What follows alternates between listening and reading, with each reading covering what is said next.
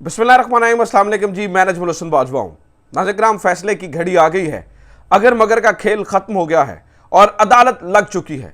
Chief justice Umar Ata Bandial के action का वक्त शुरू हुआ चाहता है।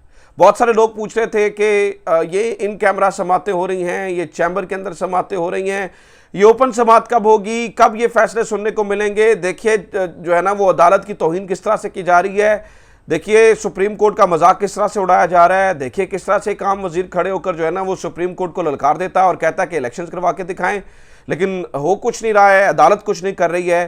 तो नाज़रीन-ए-किराम, अब अदालत ने पहले तो सब्र का दामन जो है ना वो हाथ में रखा था, लेकिन अब जो है वो ये फैसले का वक्त है कि अदालत क्या करना चाहती है। क्या अदालत ने खामोश होकर रहना है या अदालत ने अब जो है ना वो बिल्कुल डंडा उठा के इनके खिलाफ कार्रवाई करनी है।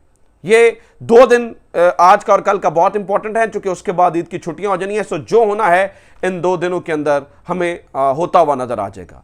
एक चीज आप समझ लीजिए, इस वक्त जो अदालत के अंदर हो रहा है और जो आज अदालत से हो सकता है, उसको जानने से पहले कि इस वक्त पूरा निजाम नाज़रीन-ए-किराम एक तरफ है और चीफ जस्टिस उमर अता बंदयाल एक तरफ अकेले खड़े हैं। पूरे निजाम ने शायद ये फैसला कर लिया है कि कुछ भी हो जाए इलेक्शंस नहीं करवाने देने हैं, कुछ भी हो जाए हमने जो है ना वो इलेक्शंस को रोके रखना है। इस वक्त आप देखिए कि कोइंसिडेंटली ऐसा होता है कि इलेक्शन कमीशन ऑफ पाकिस्तान ये कहता है कि जनाब अगर हमने इलेक्शंस करवाए तो मुल्क में अनार्की फैल जाएगी। कोइंसिडेंटली ऐसा होता है कि असेंबली के अंदर खड़े होकर जावेद लतीफ साहब तकरीर करते हुए कहते हैं कि अगर नवाज शरीफ के बगैर इलेक्शन हुए तो खूनी लकीर खींच दी जाएगी। ये सारी चीजें कोइंसिडेंटली हो रही हैं कि एकदम से पुलिस ये कहती है कि हम सिक्योरिटी नहीं दे सकते। ये कोइंसिडेंटली हो रहा है कि वजारत दिफा कहती है कि हम सिक्योरिटी नहीं दे सकते, आर्म्ड फोर्सेस ऑपरेशंस के अंदर मसरूफ है। ये कोइंसिडेंटली होता है कि जो मीटिंग करवाई होती है सुप्रीम कोर्ट के अंदर, जो इंतहाई खुफिया मीटिंग होती है, मतलब एक अहम तरीन मीटिंग होती है, उसके अंदर चीफ जस्टिस साहब को शायद ये पैगाम दिया जाता है कि देखिए हम अक्टूबर के अंदर इलेक्शंस करवाने के अहल होंगे, अभी जो है ना वो हमारे लोग ऑपरेशन के अंदर मसरूफ हैं, हम जो है ना वो ऑपरेशन नहीं करवा सकता, जो इलेक्शन हैं वो नहीं करवा सकते हैं। तो ये सब कुछ कोइंसिडेंटली कैसे हो रहा है नाज़रीन-ए-किराम? ये कैसे हो सकता है कि तमाम इदारे, देखिए सुप्रीम कोर्ट ने आकर पोलिंग बूथ पर खड़े होकर इलेक्शंस जो है ना वो चीफ जस्टिस ने नहीं कास्ट करवाने। नाज़रीन-ए-किराम, इस वक्त चीफ जस्टिस को इस कदर मजबूर किया जा रहा है, मैं आपको बता दूं, इस वक्त चीफ जस्टिस को इतना मजबूर किया जा रहा है कि इस वक्त उनकी इज्जत भी स्टेक पर लगाई जा रही है। जो जजेस के खिलाफ बोला जा रहा है, जो जजेस के जो है ना वो जिस तरह से उनको घेरा, उनके खिलाफ तंग किया जा रहा है, जिस तरह से उनकी करैक्टर असैसिनेशन की जा रही है, इस वक्त मजबूर किया जा रहा है कि या चीफ जस्टिस ऑफ पाकिस्तान इस्तीफा देकर घर चले जाएं, या वो इस्तीफा दे दें, या वो खामोश होकर बैठ जाएं, इलेक्शंस का जिक्र ना करें और इस दरखास्त को जो है ना वो उड़ाकर रख दिया जाए। आप ये देखिए कि ये ऐसा क्यों हो रहा है, इसमें इसके पीछे क्या वजह है। आप मुल्क के बदतरीन हालात को देखिए, लेकिन ये सब कुछ जो हमें ये कोइंसिडेंटली होता हुआ नजर आ रहा है, माजरत के साथ ये कोइंसिडेंटली नहीं है, ये एक सहारा है, ये सहारे की वजह से हो रहा है।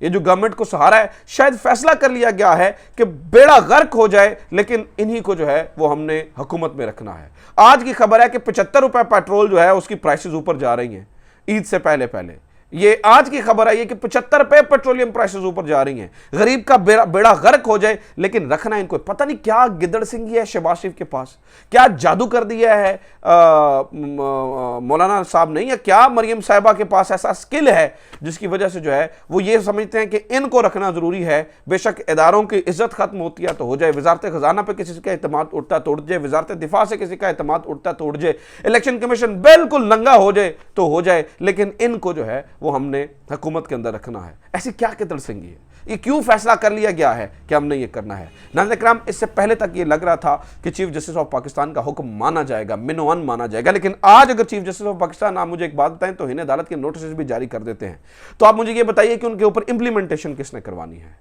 चले एक इदारा आपका सरकश हो जाता है, मिसाल के तौर पर इलेक्शन कमीशन सरकश हो जाता है, तो उसको एक सख्त हुक्म देकर जो है ना वो लाइन हाजिर किया जा सकता है, लेकिन जब तमाम इदारे एक ही तरह की बात कर रहे हो कोइंसिडेंटली, तो फिर आप कैसे जो है ना वो कार्रवाई कर सकते हैं? चीफ जस्टिस ऑफ पाकिस्तान को इस कदर जो है ना वो मजबूर किया जा रहा है कि या तो घुटने टेक दें या फिर अपने इंजाम के लिए तैयार। इंजाम यही है ना कि जिस तरह से बेवकूफ़ी हो रही है। नाज़रीन-ए-किराम, ये इस बात को नहीं समझा जा रहा कि इस पूरे निज़ाम के अंदर ना कल को तो कोई भी वज़ीर आज़म उठेगा, मिसाल के तौर पर कल को इमरान खान आता है तो इमरान खान आकर ये कहेंगे कि वज़ारत ख़जाना को कहो कि जनाब रिपोर्ट जो है ना वो जारी कर दे, ख़जाना नहीं है। वो वज़ारत दिफा को नहीं कहेंगे कि रिपोर्ट जारी कर दें, सिक्योरिटी नहीं है। इलेक्शन कमीशन को नहीं इन्फ्लुएंस करेंगे कि आप कहेंगे इलेक्शन नहीं हो सकता, तो क्या फिर इलेक्शंस नहीं होंगे? क्या ये प्रेसिडेंट सेट हो रहा है? क्या इस तरह से हुआ करेगा? क्या ये हमने जो है ना वो हमने इस अपने मुल्क के अंदर जो है ना वो ये रवायत डाल दी है? इस बात को समझिए कि एक सहारा जो है वो अब खुलकर सहारा सामने आ रहा है, और वो सहारा जो है ना वो गवर्नमेंट के साथ खड़ा हो गया है, और वो ये चाहते हैं कि ये अक्टूबर तक जो है ना वो मौजूद रहें। एक बात आपको टेक्निकल समझ आती है? कहा यह जाता है कि इस टाइम तमाम सिक्योरिटी फोर्सेस जो है ना वो ऑपरेशन के अंदर मसरूफ हैं, लेकिन अक्टूबर में हम इलेक्शन करवाएंगे। तो मैं ये जानना चाहता हूं कि अक्टूबर के अंदर माहौल बिल्कुल ठीक हो जाएगा? कैसे हो सकता है कि अक्टूबर के अंदर सब अच्छा हो जाए, सब अच्छे की रिपोर्ट जारी हो जाए?